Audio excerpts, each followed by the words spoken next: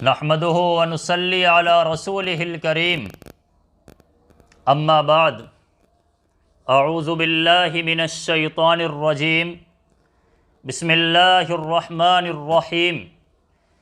عن ابی الدرداء رضی اللہ تعالی عنہ عن النبی صلی اللہ علیہ وسلم قال الا اخبرکم بافضل من درجة الصیام والصلاة والصدقہ قالوا بلى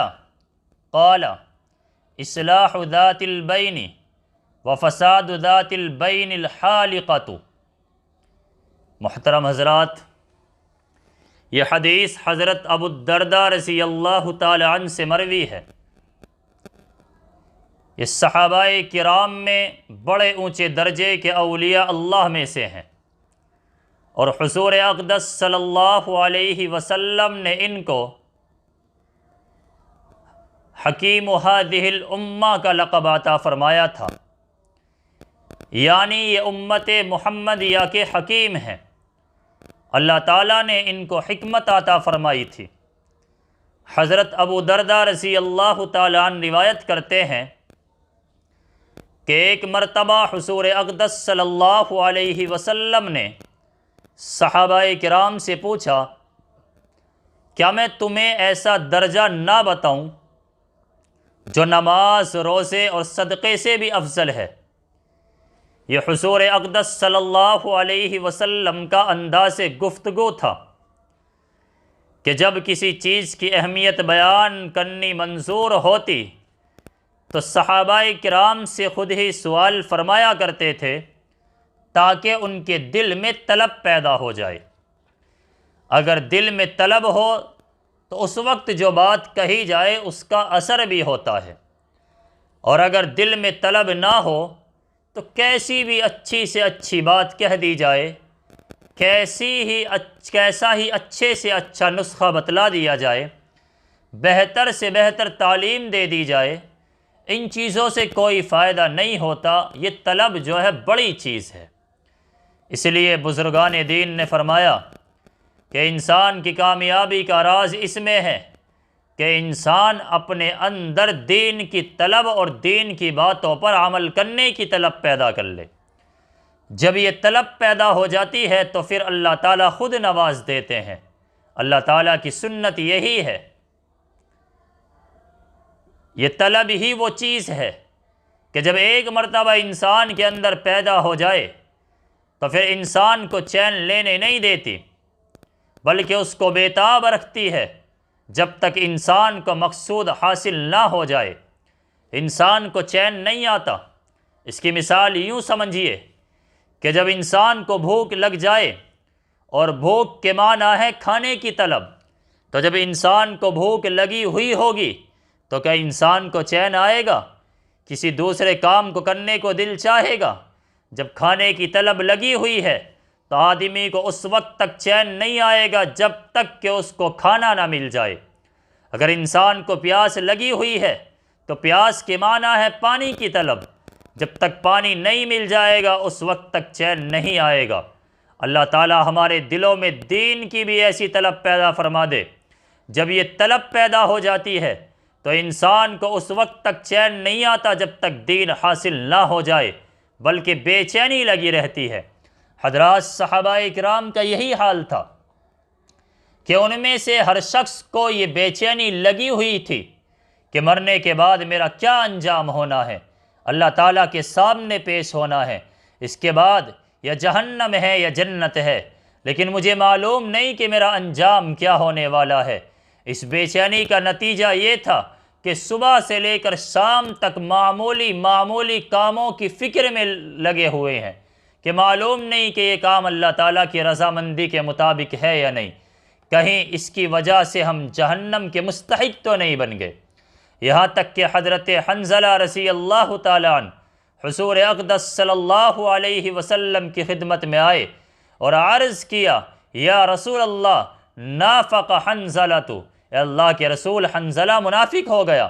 اپنے بارے میں کہہ رہے ہیں کہ میں تو منافق ہو گیا۔ حضور اقدس صلی اللہ علیہ وسلم نے ان سے پوچھا کہ کیسے منافق ہو گئے؟ انہوں نے فرمایا کہ جب میں آپ کی مجلس میں بیٹھتا ہوں تو اس وقت تو آخرت کی فکر لگی ہوتی ہے، اور ایسا معلوم ہوتا ہے کہ جنت اور جہنم کو اپنی آنکھوں سے سامنے دیکھ رہا ہوں، اور اس کی وجہ سے دل میں رقت اور نرمی پیدا ہوتی ہے اور اللہ تعالیٰ کی اطاعت کا جذبہ پیدا ہوتا ہے۔ لیکن جب آپ کی مجلس سے اٹھ کر بیوی بچوں کے پاس گھر جاتے ہیں تو اس وقت دل کی یہ کیفیت باقی نہیں رہتی، ایسا معلوم ہوتا ہے کہ میں تو منافق ہو گیا، اس لیے کہ آپ کے پاس ایک حالت ہوتی ہے اور گھر جا کر دوسری حالت ہو جاتی ہے۔ سرکار دو عالم صلی اللہ علیہ وسلم نے ان کو اطمینان دلایا اور فرمایا، اے حنظلہ، یہ وقت وقت کی بات ہوتی ہے، کسی وقت انسان پر ایک حال کا غلبہ ہو جاتا ہے اور دوسرے وقت دوسری حالت کا غلبہ ہو جاتا ہے، اس لیے پریشان نہ ہو، بلکہ جو کام اللہ تعالیٰ نے بتائے ہیں ان میں لگے رہو، انشاءاللہ بیڑا پار ہو جائے گا۔ لہٰذا یہ فکر کہ میں کہیں منافق تو نہیں ہو گیا، یہ آخرت کی طلب ہے جو بے چین کر رہی ہے۔ حضرت فاروق اعظم رضی اللہ تعالی عنہ اتنے بڑے جلیل القدر صحابی، خلیفہ ثانی، جن کے بارے میں حضور اقدس صلی اللہ علیہ وسلم نے فرما دیا کہ اگر میرے بعد کوئی نبی ہوتا تو عمر ہوتے، جن کے بارے میں آپ نے فرمایا کہ جس راستے سے عمر گزر جاتے ہیں اس راستے سے شیطان نہیں گزرتا، شیطان راستہ بدل دیتا ہے، وہ عمر جن کے بارے میں آپ نے فرمایا کہ میں نے جنت کے اندر تمہارا محل دیکھا ہے۔ حضور اقدس صلی اللہ علیہ وسلم سے یہ تمام باتیں سننے کے باوجود آپ کا یہ حال تھا کہ آپ حضرت حذیفہ کو قسم دے کر پوچھتے ہیں کہ اے حذیفہ، خدا کے لیے یہ بتاؤ کہ حضور اقدس صلی اللہ علیہ وسلم نے منافقین کی جو فہرست تمہیں بتائی ہے ان میں کہیں میرا نام تو نہیں؟ یہ فکر اور طلب لگی ہوئی ہے۔ حضور اکرم صلی اللہ علیہ وسلم کی تربیت کا یہ انداز تھا کہ آپ حضرات صحابہ کرام میں پہلے طلب پیدا فرماتے تھے، اس لیے پہلے آپ نے ان سے سوال کیا کہ کیا میں تمہیں اللہ تعالیٰ کی رضامندی کا اور اجر و ثواب کا ایسا درجہ نہ بتاؤں جو نماز سے بھی افضل ہو، روزوں سے بھی افضل ہو اور صدقے سے بھی افضل ہو؟ یہ سوال کر کے ان کے اندر شوق اور طلب پیدا فرما رہے ہیں۔ صحابہ کرام نے عرض کیا، یا رسول اللہ ضرور بتائیے، اس لیے کہ صحابہ کو تو ہر وقت یہ دھن لگی ہوتی تھی کہ کون سی چیز ایسی ہے جو اللہ تعالیٰ کا قرب عطا کرنے والی ہے اور اللہ تعالیٰ کی رضا عطا کرنے والی ہے، اور اب تک روزے کی، نماز کی اور صدقے کی فضیلت سن چکے تھے کہ حضور اقدس صلی اللہ علیہ وسلم نے فرمایا کہ نماز دین کا ستون ہے۔ ایک اور حدیث میں آپ نے فرمایا کہ اللہ تعالیٰ نے ارشاد فرمایا کہ بندہ نوافل کے ذریعے میرا قرب حاصل کرتا رہتا ہے، اور جتنے نوافل زیادہ پڑھتا ہے وہ اتنا ہی میرے قریب ہو جاتا ہے، یہاں تک کہ ایک ایسا درجہ آتا ہے کہ میں اس کی آنکھ بن جاتا ہوں جس سے وہ دیکھتا ہے، میں اس کا کان بن جاتا ہوں جس سے وہ سنتا ہے، میں اس کا ہاتھ بن جاتا ہوں جس سے وہ پکڑتا ہے۔ چنانچہ حضرات صحابہ کرام جن کے اندر دین کی لگن تھی، اللہ کے نبی علیہ السلام نے ان سے ارشاد فرمایا کہ ایک طرف تمہاری ساری نفلی نمازیں پڑھتے رہو، سارا دن نفلی روزے رکھو، بہت سا مال نفلی صدقہ کرو، تو میں ان میں سے ہر کام بڑی فضیلت اور ثواب کا ہے، لیکن دوسری طرف دو مسلمان بھائیوں کے درمیان جھگڑا ہے اور اس جھگڑے کی وجہ سے دونوں کے درمیان ناچاقی پیدا ہو گئی ہے، تو اس جھگڑے کو ختم کرنے کے لیے اگر تم تھوڑا سا وقت صرف کرو گے اور ان کے دل اور گلے ملوا دو گے تو ان کے درمیان محبت پیدا کروا دو گے، تو اس صورت میں تم نے جو ساری رات نفل نمازیں پڑھی تھی، نفل روزے رکھے تھے اور سینکڑوں روپے نفلی صدقے کے طور پر دیے تھے، ان سب سے زیادہ اجر و ثواب تمہیں اس عمل میں حاصل ہو جائے گا۔ آپ اندازہ کریں کہ کتنی بڑی بات حضور اقدس صلی اللہ علیہ وسلم نے بیان فرما دی۔ ایک طرف تو یہ فرما دیا کہ مسلمانوں کے درمیان آپس میں محبت، بھائی چارہ اور اخوت قائم کرنا تمام نفلی عبادتوں سے افضل ہے، اور دوسری طرف اگلا جملہ اس کے بالکل برعکس ارشاد فرما دیا، وَفَسَادُ ذَاتِ الْبَيْنِ هِيَ الْحَالِقَةُ،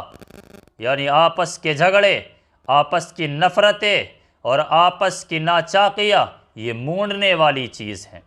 ایک دوسری حدیث میں اس کی تشریح کرتے ہوئے آپ صلی اللہ علیہ وسلم نے فرمایا کہ میں یہ نہیں کہتا کہ آپس کے جھگڑے تمہارے بالوں کو مونڈنے والے ہیں، بلکہ جھگڑے تمہارے دین کو مونڈنے والے ہیں، کیونکہ جب آپس میں نفرتیں ہوتی ہیں اور جھگڑے ہوتے ہیں تو اس جھگڑے کی وجہ سے انسان نہ جانے کتنے بے شمار گناہوں کے اندر مبتلا ہو جاتا ہے۔ ان جھگڑوں کے نتیجے میں ایک دوسرے کی غیبت ہوتی ہے، ایک دوسرے پر بہتان لگایا جاتا ہے، ایک دوسرے کی ایذا رسانی ہوتی ہے، ایک دوسرے پر تہمتیں لگائی جاتی ہیں، تو یہ جھگڑے بے شمار گناہوں کا مجموعہ ہوتے ہیں۔ ان جھگڑوں کی نحوست یہ ہوتی ہے کہ انسان دین سے بیگانہ ہو جاتا ہے اور دین کا نور جاتا رہتا ہے اور دل میں ظلمت پیدا ہو جاتی ہے۔ اسی وجہ سے حضور اقدس صلی اللہ علیہ وسلم نے جا بجا یہ تاکید فرمائی کہ آپس کے جھگڑوں سے بچو، آپس میں اختلافوں سے بچو، اپنے درمیان میں اختلاف پیدا مت کرو۔ آج ہمارا مسئلہ یہ ہے، ہم جتنے بھی مساجد کے اندر جمع ہوئے ہیں، اس مسجد کے اندر آ کر کے بیٹھے ہوئے ہیں، اللہ کی رضا کے لیے نماز پڑھنے کے لیے آئے ہوئے ہیں، لیکن ہمارے دلوں کے اندر ایک دوسرے سے بغض ہے، کینہ ہے، حسد ہے۔ ہمارا معاملہ یہ ہے کہ ہم مسجد کے دروازے سے نکلتے ہی دوسرے کی برائیاں شروع کر دیتے ہیں، دوسروں پر تہمتیں لگانا شروع کر دیتے ہیں۔ ہماری نمازیں ہمیں فائدہ اسی وجہ سے نہیں پہنچا رہی ہیں، ہمارے نیک اعمال اسی وجہ سے ہمیں فائدہ پہنچاتے ہوئے نظر نہیں آ رہے ہیں کہ ہمارے دلوں کے اندر کینہ ہے، حسد ہے، بغض ہے، آپسی اختلاف ہے، بھائی بھائی سے ملنے کے لیے تیار نہیں ہے، اولاد والدین سے ملنے کے لیے تیار نہیں ہے، والدین اولاد کو سمجھنے کے لیے تیار نہیں ہے۔ آج یہ مسئلہ بنا ہوا ہے، ہر کسی کے اندر دوسرے کے لیے نفرت پیدا ہے۔ میرے بھائیو، اس چیز کو ختم